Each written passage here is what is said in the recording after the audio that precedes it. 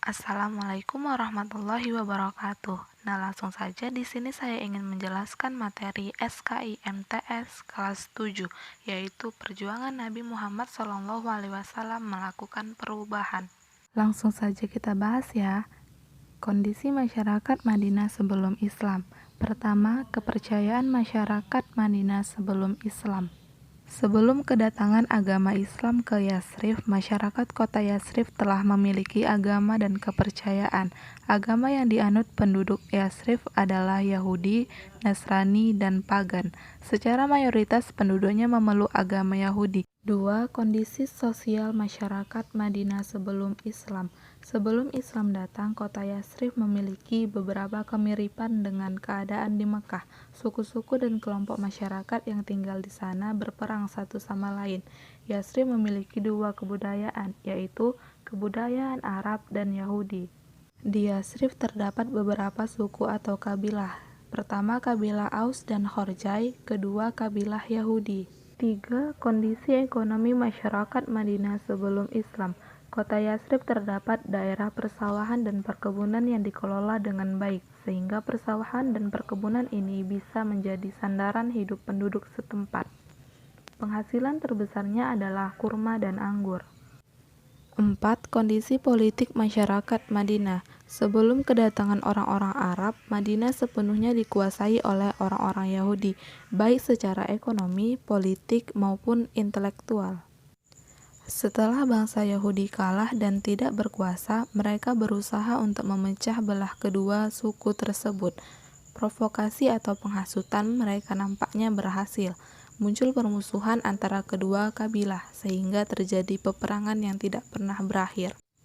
Dengan kondisi seperti itu, bangsa Yahudi memiliki peluang untuk memperbesar perdagangan dan kekayaan mereka. Kekuasaan mereka yang sudah hilang dapat mereka rebut kembali, sehingga di Yasrib terdapat 3 kekuasaan yang mengendalikan Madinah, yaitu kabilah Aus, kabilah Khazraj, dan bangsa Yahudi. Selanjutnya, peristiwa hijrah Nabi Muhammad SAW ke Madinah. Para pemuka Quraisy berkumpul di Darun Nadwah untuk membahas strategi pencelakaan Nabi Muhammad agar gagal meninggalkan Mekah.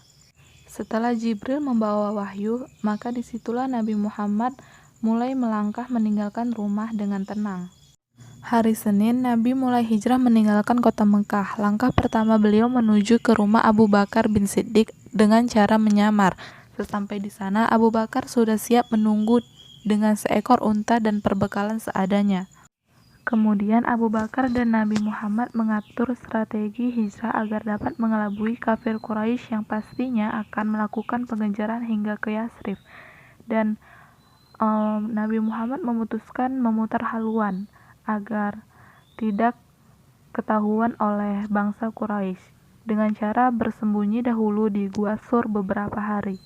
Singkatnya, perjalanan hijrah Nabi berlangsung selama 14 hari. Meski biasanya sudah bisa sampai dalam waktu perjalanan 10 hari, akan tetapi Nabi bertahan di Gua Sur selama 3 hari. Para penduduk di Madinah selalu menunggu kedatangan Nabi Muhammad. Di sebuah tempat bernama Harrah, di sebuah perbukitan batu hitam yang memungkinkan bisa melihat rombongan Nabi dari kejauhan. Selanjutnya, 1. Pengertian hijrah. Kata hijrah berasal dari Arab, yang berarti meninggalkan, menjauhkan diri, dan berpindah tempat. Secara garis besar, hijrah terdiri dari 2 macam, hijrah makaniyah dan hijrah maknawiyah. 2. Faktor Nabi Muhammad melakukan hijrah ke Madinah. Ada beberapa faktor yang mendorong Nabi Muhammad memilih Yasrib sebagai tempat hijrah umat Islam. Yang pertama, Yasrib adalah tempat yang paling dekat. 2. Sebelum diangkat menjadi nabi, beliau telah mempunyai hubungan baik dengan penduduk kota tersebut. 3. Penduduk Yasrib sudah dikenal Nabi karena kelembutan, budi pekerti, dan sifat-sifat yang baik. 4. Bagi diri Nabi sendiri, hijrah merupakan keharusan selain karena perintah Allah Subhanahu wa Ta'ala. 3. Reaksi kafir Quraisy terhadap hijrah Nabi Muhammad ke Madinah. Ketika tokoh dan masyarakat kafir Quraisy mendengar keinginan dan persiapan Nabi Muhammad akan pergi meninggalkan kota Mekah menuju Yasrib, mereka melakukan pertemuan di Darun Nadwah.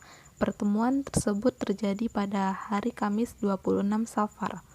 dihadiri oleh seluruh suku Quraisy. Pertemuan bertujuan antara lain mengatur strategi penghalangan dan pembunuhan Nabi Muhammad.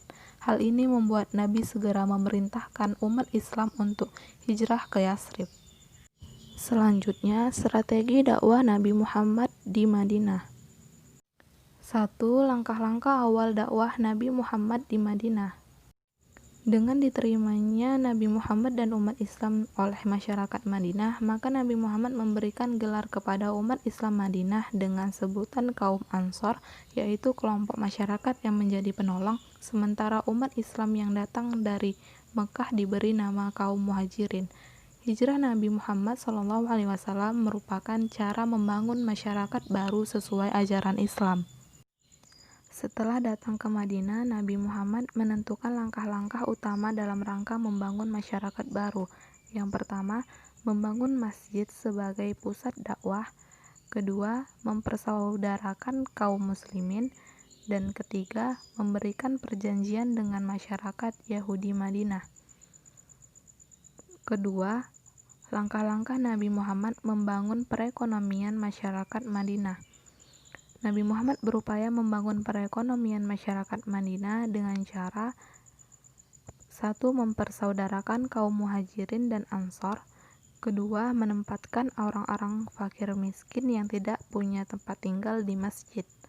Ketiga, bekerja sama dengan kaum Ansor menciptakan lapangan pekerjaan bagi kaum Muhajirin.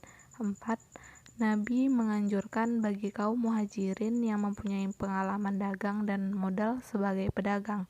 5. Bagi kaum Muhajirin yang tidak mempunyai modal, Nabi Muhammad menganjurkan mereka bekerja sebagai petani.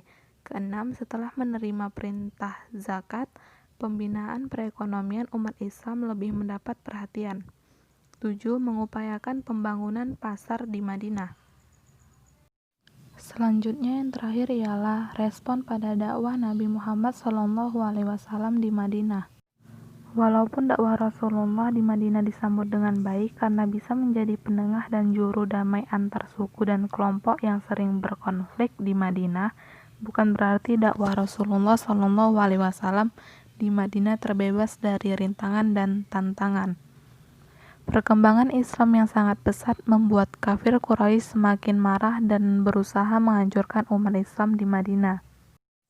Permusuhan kafir Quraisy terhadap umat Islam mengakibatkan beberapa peristiwa penting dalam sejarah Islam, di antaranya yaitu 1. Pertempuran Badar, 2. Tragedi Uhud, 3. Pertempuran Khandaq, 4. Perjanjian Hudaybiyah, 5. Pembebasan kota Mekah atau Fathul Mekah. Mungkin itu saja. Saya akhiri materi ini dengan wassalamualaikum warahmatullahi wabarakatuh.